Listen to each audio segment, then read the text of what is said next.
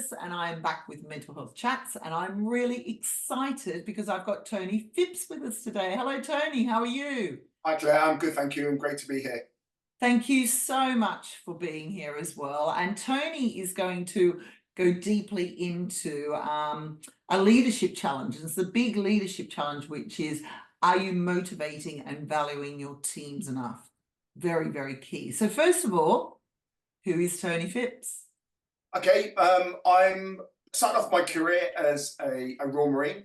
Yeah. So that's where I built up my leadership skills. I'm leading men in different environments, challenging environments, which enabled me to understand the qualities and what's required of leadership. I've then moved into health and safety. And obviously getting people to adhere to processes, staying safe, keeping themselves safe is important.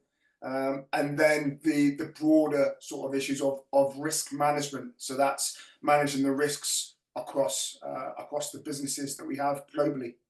Wow, that's amazing. And Tony, you're actually based in Bristol as well, aren't you? Yes, North Down Bristol. the road, which Yeah, is and I love it here. fantastic. I love it here as well. We're very, very lucky, aren't we? And some of you may recognize Tony because Tony was one of my first guests on Mental Health Chats in the first lockdown. So that was a long time ago. Yeah, it was Thank you for joining us. Thank you for joining us again. So Tony, I want us to really go into detail as to why is it important for leaders to motivate and value their teams? Why is that key? Okay, so when I sort of like ask the same question to the directors of the business, I tend to break it down, and I break it down between, because there's often a little bit of confusion between leadership and management. Yeah. And obviously the differences are obviously with management is the control of a group or an individual to achieve a specific objective for the business. Whereas leadership is the ability of an individual to influence, motivate, enable them to contribute to the whole organizational success. Yeah. I love So that. it's about trust, from leadership down to the shop floor, engagement, getting trust in them so they are working for you and not because they have to. I love that. And it's the whole team, the whole organization. We need to motivate them. And what I've found is that if we don't have a good culture in organizations, then people will feel negative. And it's a situation that a lot of organizations actually call me in to do positive intelligence coaching to help with the culture. And what we've found is in helping with the culture and doing the coaching, which is transformational coaching, what happens then is people feel a lot more valued and a lot more motivated. Yes. So what do you suggest to leaders to actually show that they value and motivate their teams more? Okay, so I suggest, and what I've seen from our senior leadership is them from getting out of their office, going down onto the shop floor and actually engaging with managers, supervisors, the guys and the girls on the shop floor, even down to the cleaner. And that engagement, that two-way engagement, gives an understanding of what the worker wants, and the worker understands what senior leadership wants. And then you have that agreement to then move forward from there. Definitely. So it's a little bit like a walkabout, really. Yeah. And walkabout. It's really simple, but and what you can find is it's something that a lot of leadership do not do because of their workload. They haven't got time.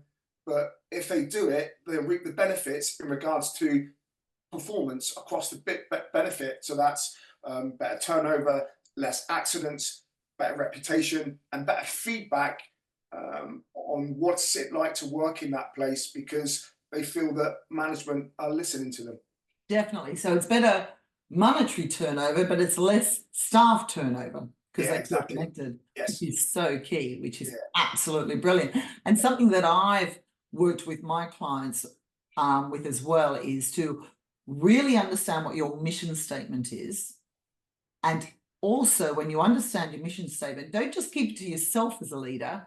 Make sure you are communicating it regularly to your team. So my mission statement, I communicate every week in our weekly meeting with my team. So because if we communicate our mission and let our team know exactly what the mission is, then they're going to feel part of the story and part of the success. Yes. So how can leaders actually incorporate their mission practically into communicating that to their team so that they feel a lot more valued and a lot more motivated? Okay, so my organisation is oil and gas and energy. So our mission statement is to deliver a top service to the customer and deliver to the customer's expectations. So, Yeah. so that's the objective, that's the end goal. So what I tend to do is try and work back from that. So what I do is set objectives within the workforce that if they meet those objectives, I know that that service is going to be delivered to the customer's expectations. So then I communicate those objectives to the workforce and I get them involved in delivering those objectives. So they are then part of that journey of success. That's brilliant. And I love that you've actually said they are then part of the journey of the success. You don't want them just there at the beginning, and you don't want them there then saying, well, I wasn't part of the end bit, which was the success. You want them part of the whole journey to the success. Exactly. So therefore, if you've got buy-in, we're all on that train heading in the same direction.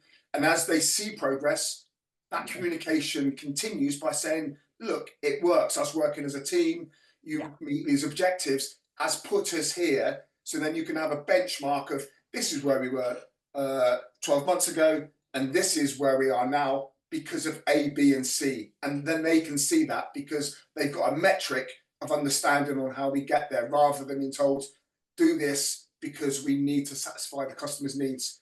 It's more, we've done this, these were the working parts, and this is what we achieved. I love that. And we've done this together. We're on this mission together. Yes. I love that. And I'm actually just motivated listening to you, Tony. And that's what we want to do with our team. Motivate them every time we're talking to them to be on the same journey and to be on the same mission. I love it. And I love the success story. We all want to be part of that success story. Exactly. Yes. And we all want to not only just feel like we've contributed to the success story, but we also want to feel like we've been appreciated for the success story.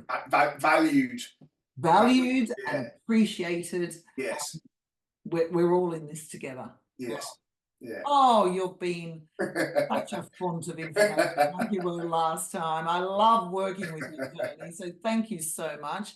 And just, I'm sure there's a lot of people out there who would love to get in contact. So where can people find you, Tony? Yeah, I'm on LinkedIn primarily. So you can reach out, Tony Phipps. You'll recognise my face and just reach out to me on LinkedIn. Well, thank you. Thank you so much for your wise words, and thank you for being part of Mental Health Chats yet again. It's been a pleasure again. Thank you.